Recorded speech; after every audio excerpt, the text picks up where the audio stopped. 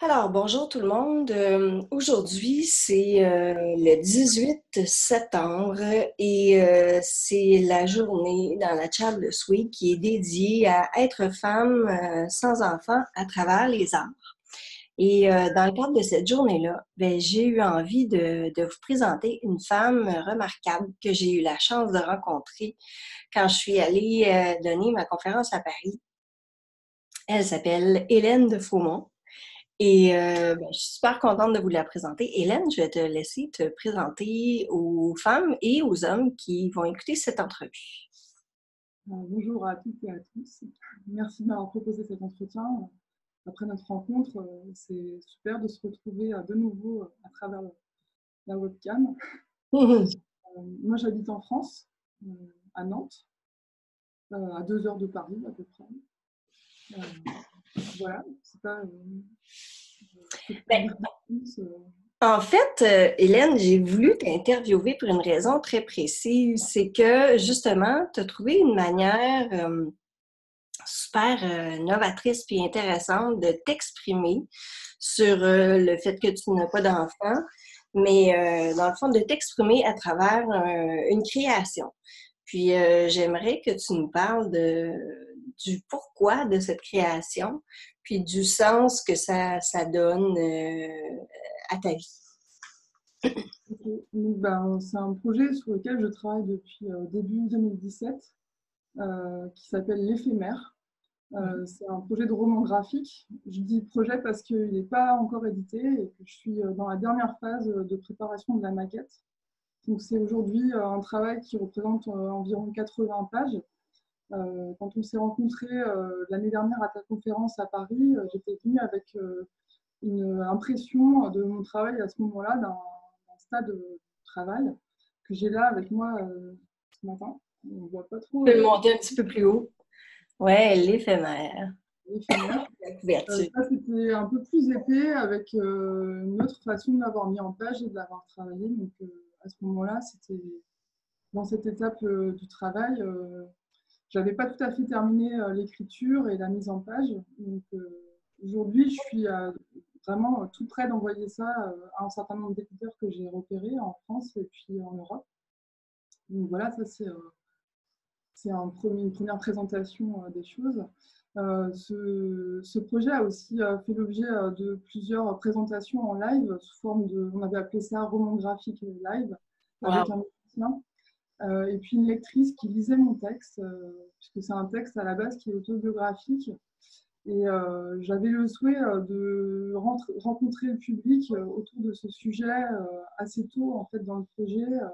Et puis il y a eu des rencontres voilà, avec ce musicien et cette comédienne qui m'a aussi permis de mettre une certaine distance avec mon travail autobiographique en l'entendant lu par une autre personne. Ça m'a beaucoup aussi aidé à, à avancer dans mon travail en fait. Parce que je pense que pour moi, c'est quand même une forme de travail thérapeutique. Mhm. Je crois que c'est important de le dire ici, parce que quand j'ai commencé donc, en 2017, j'ai travaillé, donc l'éphémère, c'est un travail d'abord sur le désir d'enfant, c'est un questionnement. Je me suis beaucoup nourrie de pas mal de lectures, notamment autour de la psychologie et de la psychanalyse, et, où notamment des femmes ont décrit comme Isabelle Tillman ou bien Monique Lidowski, je m'excuse pour la prononciation, on décrit qu'est-ce que c'est le désir d'enfant avec leurs mots d'universitaires ou bien de professionnels autour de cette thématique. Moi, j'ai eu envie de... D'abord, c'était un besoin, en fait, plutôt qu'une envie de travailler sur le sujet. Et je me suis rendu compte assez tôt que c'était compliqué pour moi. J'avais honte de parler de mon désir d'enfant et d'essayer de le comprendre, en fait. Il y avait une forme chez moi d'essayer de trouver, de me construire une identité de femme libre et artiste. Et comme si le fait de vouloir un enfant, c'était contradictoire avec ça. Donc tout ça était très très très confus. Et puis donc en 2017, j'avais 38 ans. Là aujourd'hui j'en ai 40. Je les ai fêtés au printemps. Mes 40. Donc il y avait une forme de pression avec avec l'horloge biologique, comme on dit. Ouais. En gros, j'entendais parler de désir viscéral, j'entendais parler d'horloge biologique, j'avais la pression qui était visible de la part du corps médical. Mm. J'allais chez mon gynécologue, il me disait dépêchez-vous si vous voulez des enfants. Par contre, il ne savait pas que j'étais pas en couple et que j'arrivais pas forcément à faire de lien Mm. durable avec un homme. Enfin, il n'avait aucun contexte, mais il se permettait de me mettre comme ça des injonctions. Et puis, il y Mm. avait aussi une pression, je pense que au fur et à mesure, j'ai comprise en avançant dans mon travail, qui était plus sociale et familiale, mais très, très indirecte. Oui. Avec, par exemple, le fait que j'ai pu identifier que dans ma famille, il n'y avait aucune femme sans enfant dans la génération au-dessus. Donc, je me retrouvais sans modèle, Mm.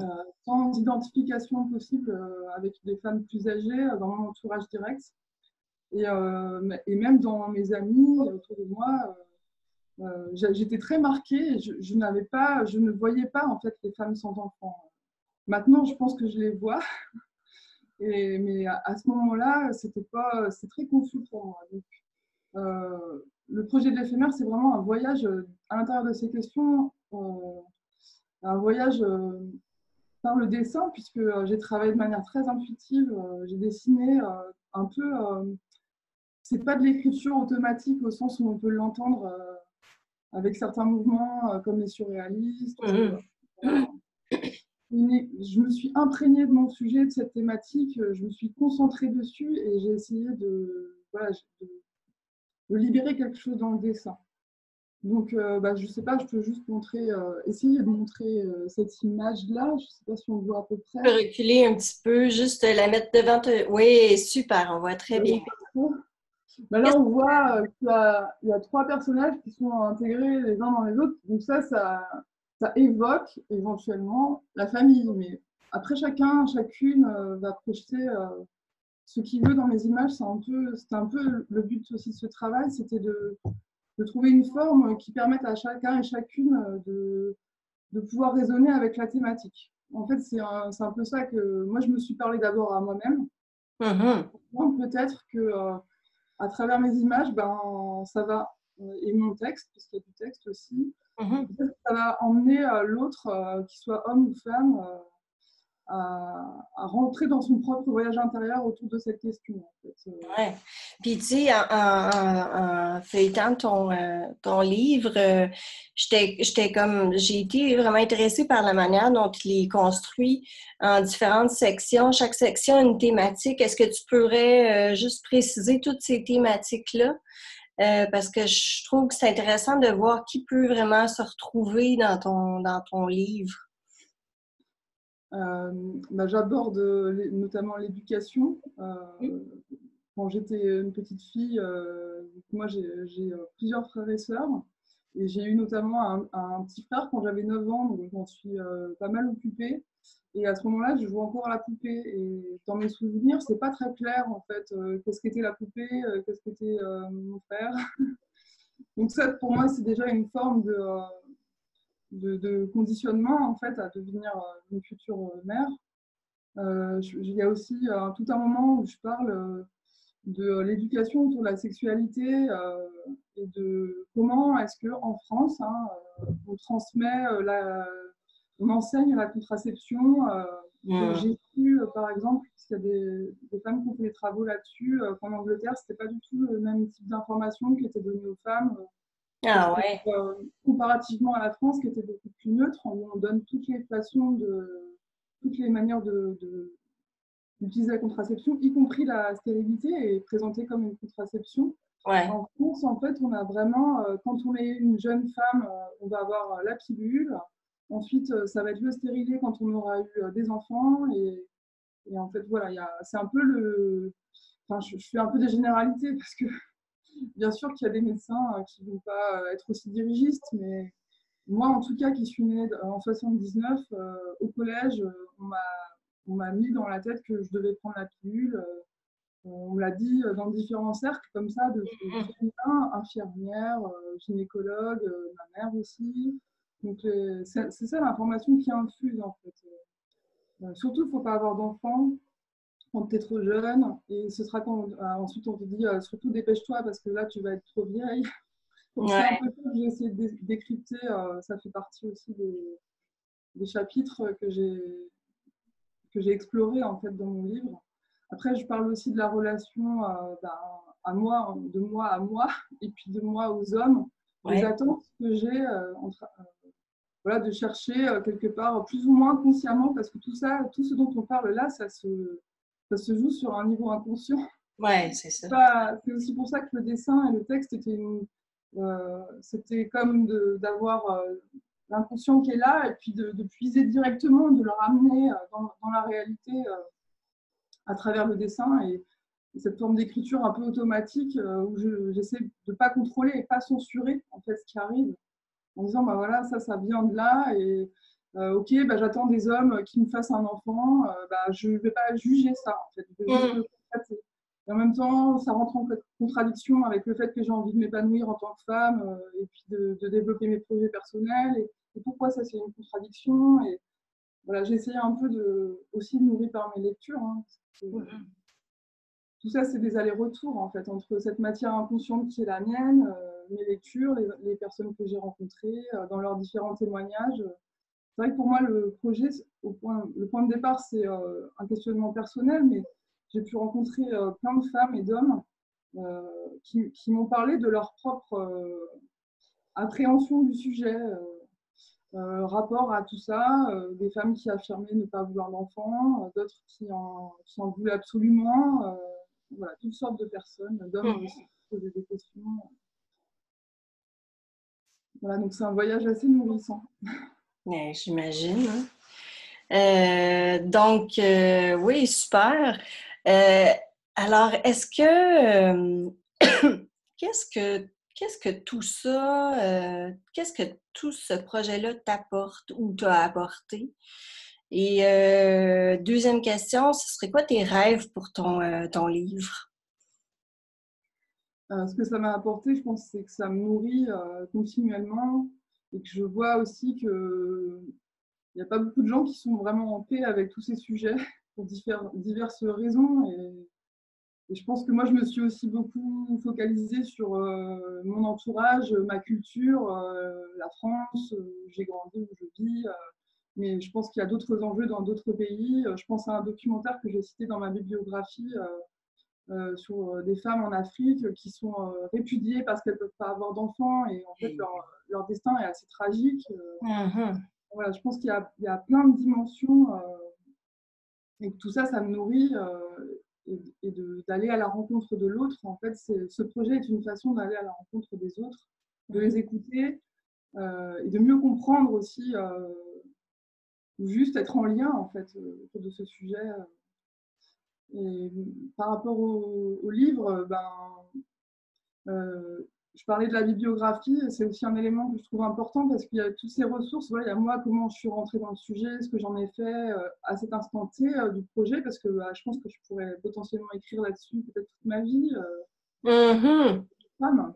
Ah Et ouais. c'est aussi un moment arrêté sur la question. Donc, mais par ailleurs, toutes ces lectures qui m'ont nourri, il y a aussi des films, il y a ton blog qui est cité, toutes ces rencontres qui sont générées par tout ça, la rencontre avec Isabelle Timon qui était venue Ouais.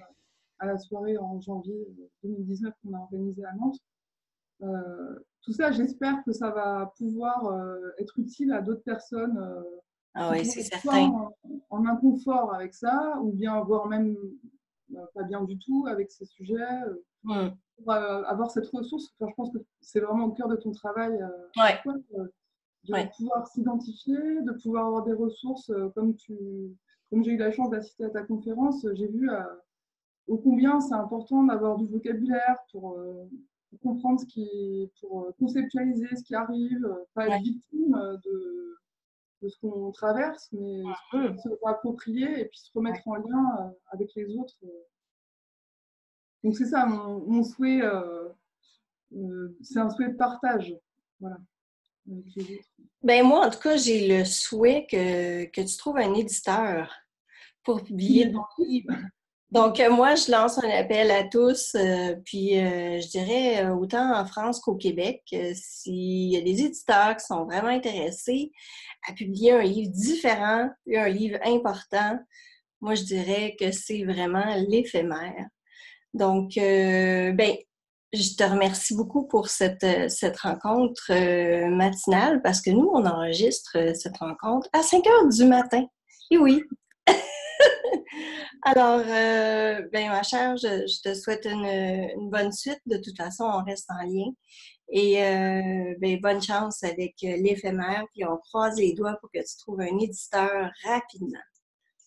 Merci beaucoup. Merci.